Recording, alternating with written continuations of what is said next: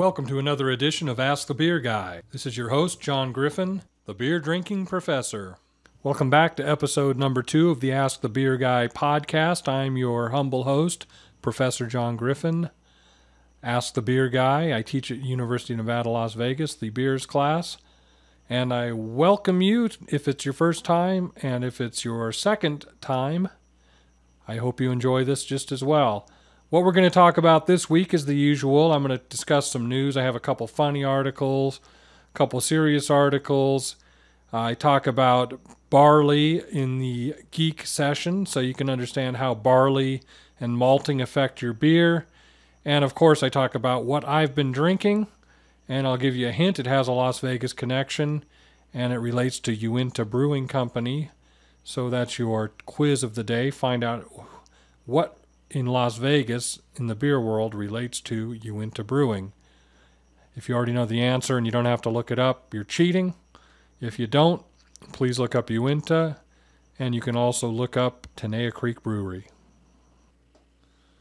As usual, we'll talk about the obligatory what I'm drinking as I record this podcast, because as you know, this is education. I'm not just drinking for recreation here, trying to inform the masses about the glories of beer. But anyways, today I decided to pick up the seasonal pack from Uinta Brewing, which is based out of Salt Lake City. Actually has a Las Vegas connection, and I'll let you figure that out. If you want to do a little trivia, find out who in Las Vegas used to be a brewer at Uinta. Anyways, I'm drinking the Wild, and that is one of the organic series. And I have to be honest with you, most of the time I'm not a big fan of organic beers, and don't ask me why. They tend to be more watery, mouthfeel, and that is just not as good. And I don't know why that is. But the Uinta folks seem to have taken this to a new level. And this was part of a pack that's out right now. They had a pale ale, a summer ale, and their black lager. But right now I'm drinking Wild, which is the extra pale ale. Certified organic, everything about Uinta. It's a great brewery. They're completely green. You should read about them. Go to uinta.com. I believe that's their website. But let's talk a little about this beer. It's kind of a cross to me between a British-style pale ale and an American-style pale ale.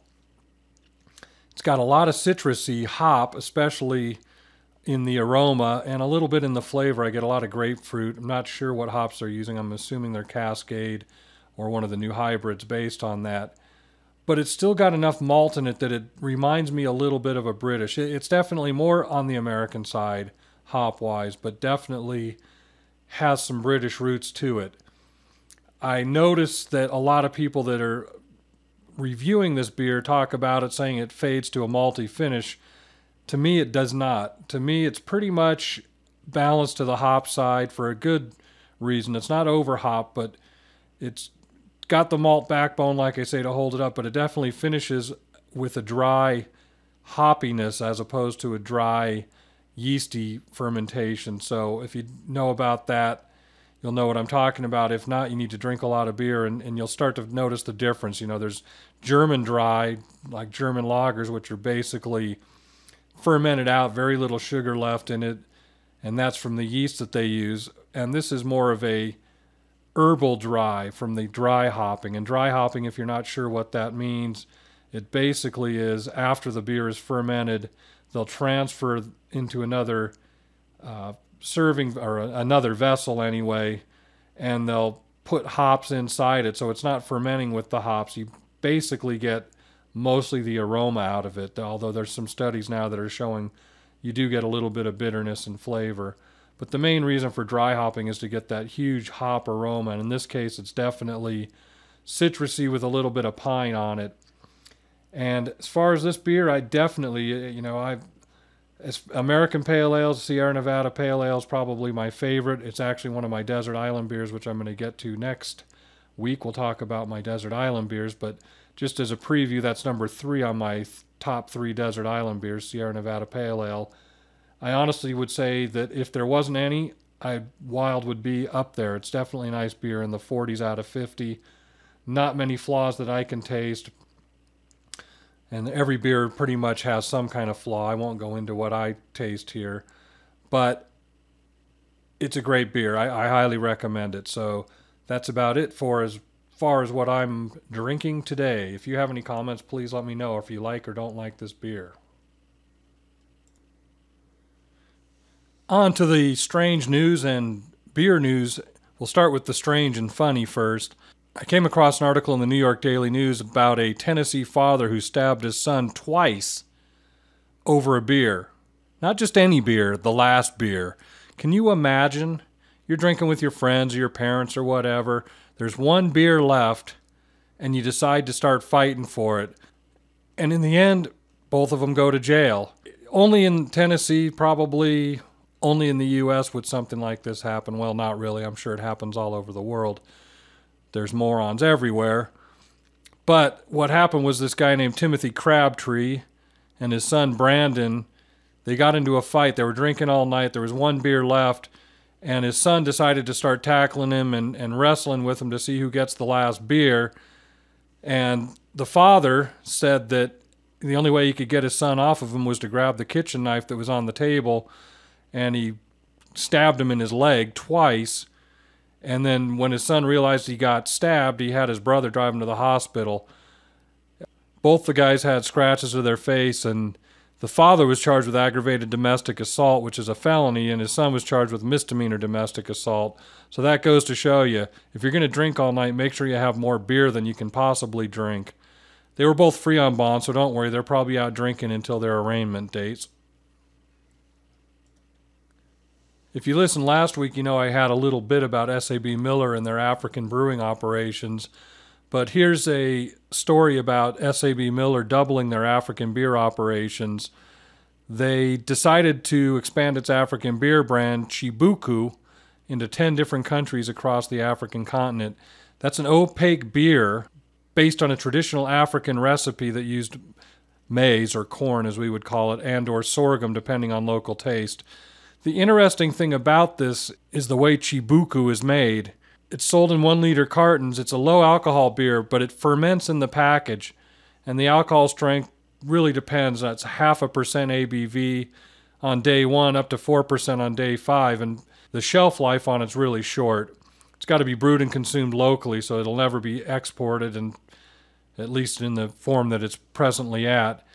The one nice thing about it is they're investing $16 million, or they did invest $16 million over the last 18 months, and it's created 1,500 jobs indirectly between the supply and the distribution. So, you know, big beer, we often complain about it. We say that they're crummy, they're bad for business, but in reality, they do create a lot of jobs.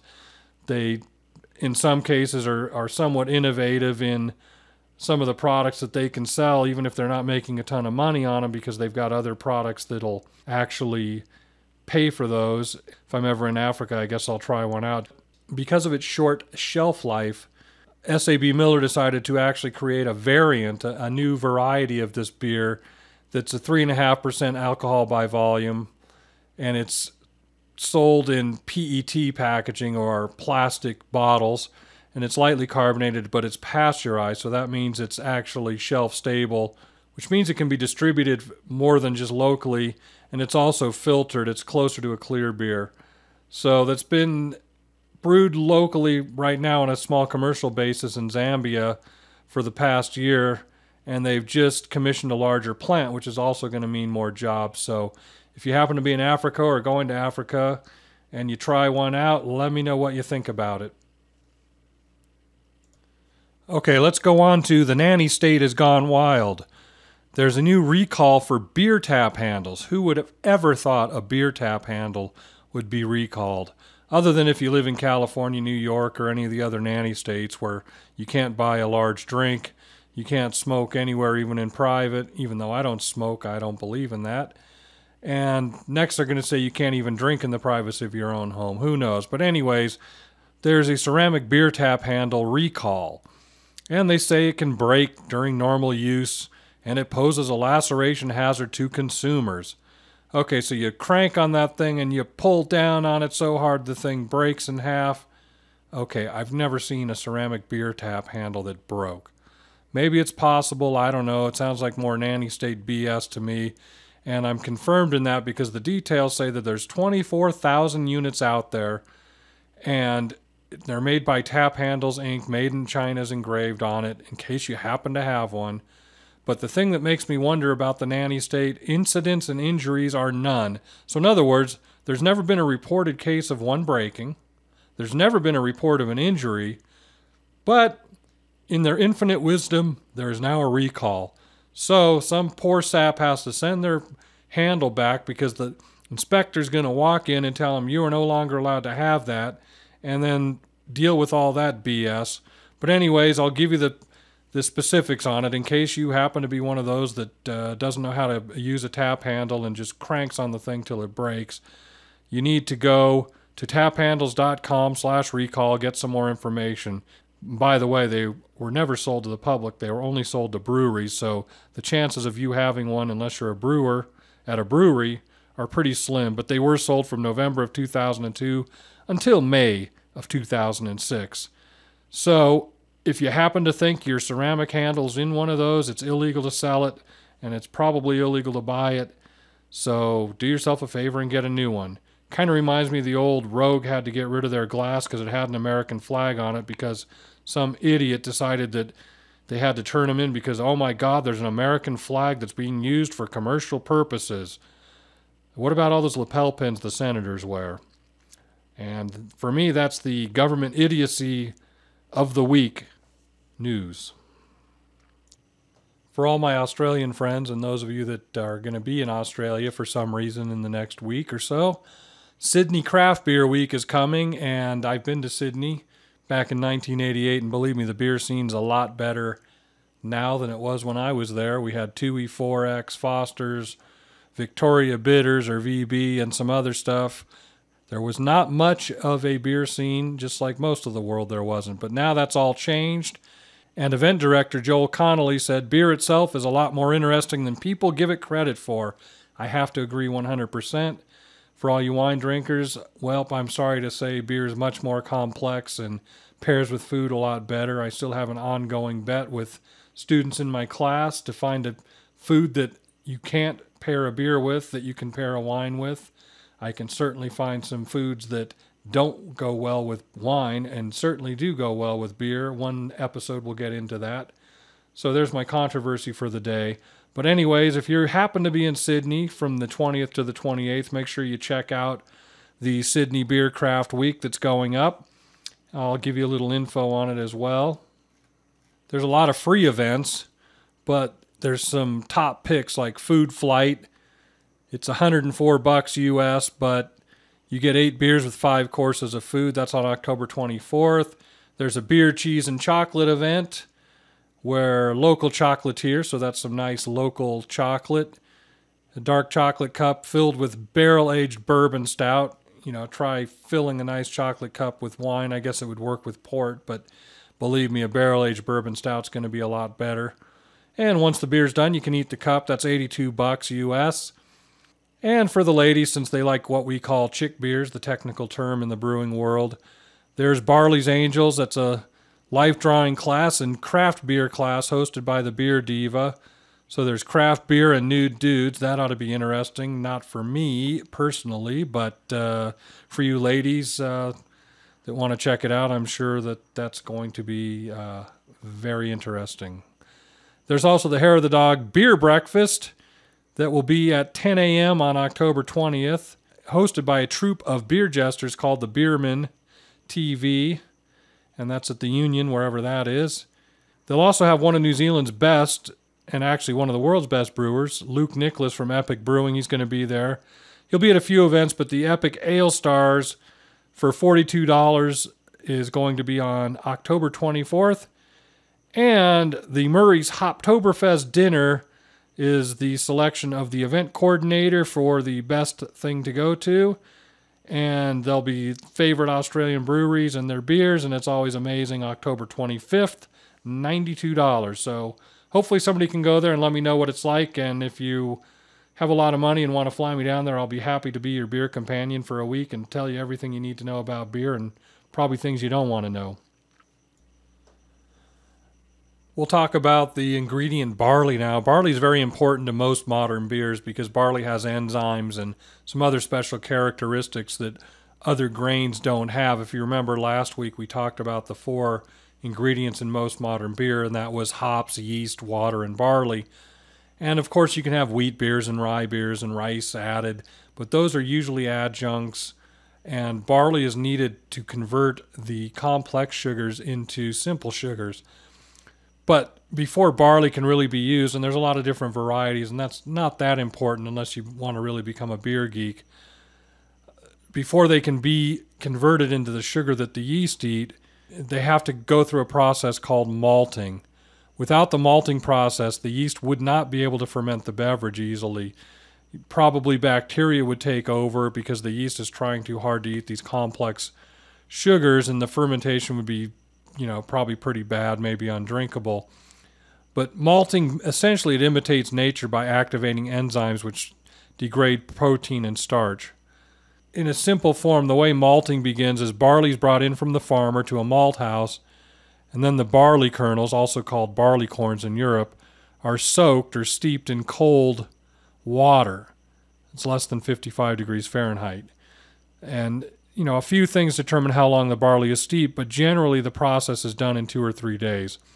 What the steeping does is it softens the kernel and prepares the barley for germination. Another use for steeping, it also dissolves any water-soluble substances which lead to off flavors, maybe fertilizer or just dust and all those other things. The germination then takes place over 3 or 4 days, and it's finally stopped when the acrospire, or the looks like a rootlet, just exiting the seed head, and this is called 100% converted malt. It's important for full enzyme reactions to have occurred, and the enzymes are what release the complex carbohydrates or allow those to be degraded along with the proteins. Historically, all malt was not fully converted, so other brewing techniques were needed. That's called mashing, and there's different styles of mashing, but pretty much all modern malt is 100% converted, which means you don't have to do these other steps, and the brewing process is a lot shorter. Once the barley is fully converted, the germination process is artificially stopped by applying heat to it, and this is called kilning, and kilning is very important for the formation of different malt characters. Without kilning, malt would all have basically the same basic characteristics of aroma and flavor. But if you know about Maillard's reaction and how toast, that's a good example of toast. Plain bread tastes one way, but once you toast it, the sugars have a reaction, and that creates a different flavor profile. It's the same thing with kilning, and by doing different times and different temperatures, we get different flavor profiles.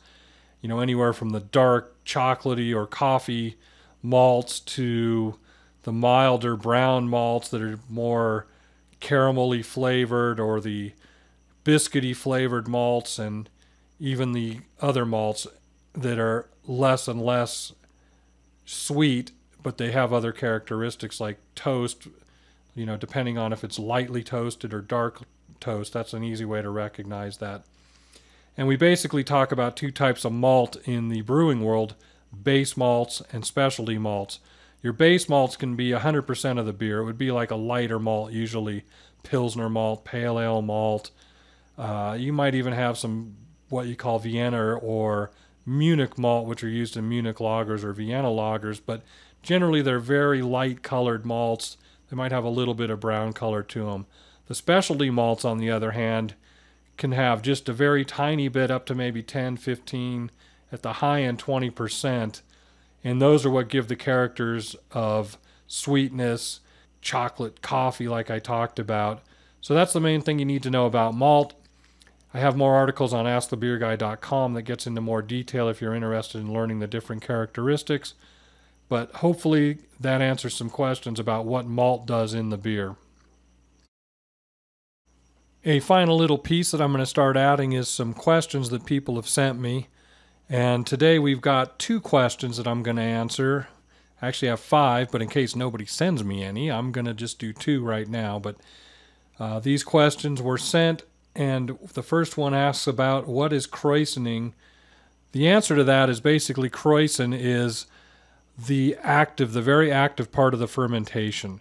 So in traditional German brewing, you never added CO2. It wasn't allowed to add anything that wasn't in the Reinheitsgebot, and that was the natural part of the beer. So they would take the beer that was what's called high krausening, and that's the foamy white stuff that appears at the top, and they'd save some of that beer and put it in a separate receptacle to actually carbonate the beer at a later time. So krausen is just the fermentation, the part you can see, which is usually the white or the white with brown. It almost looks like meringue filling, or the whipped cream on top of a meringue, I should say, in a lot of cases. So that's all krausening is, and krausening in German terms is using highly active fermented beer to add carbonation to your beer that's already done. So they would brew enough batches that it would actually be a cycle where you would take the krausen from the current brewing beer and add it to the beer that was ready to be put in a bottle or a keg or whatever. The second question is, in terms of color, is there a unit used to measure and distinguish the many variations of colors in beers? And the answer is yes. There's actually a couple scales. EBC is the European Brewing, the European version of it, and SRM is the American version. And the scale that most brewers talk about is called Lovibond, and that's a scale that goes from white, which is 0, up to, I believe it's 1,000, and that's pitch black. So anywhere in the scale in between. There are some examples of Lovibond on some websites. I'll put a link to that in this webcast, as well as if I can find something I can actually add onto mine, I'll add it. But that's the main scale. You'll see two different things, Lovibond and SRM. And although they can't really be used interchangeably, they kind of are in a lot of ways. Lovibond is usually used for the malt color, so you'll see degrees L, which is the color. But SRM or EBC is the color of the final beer.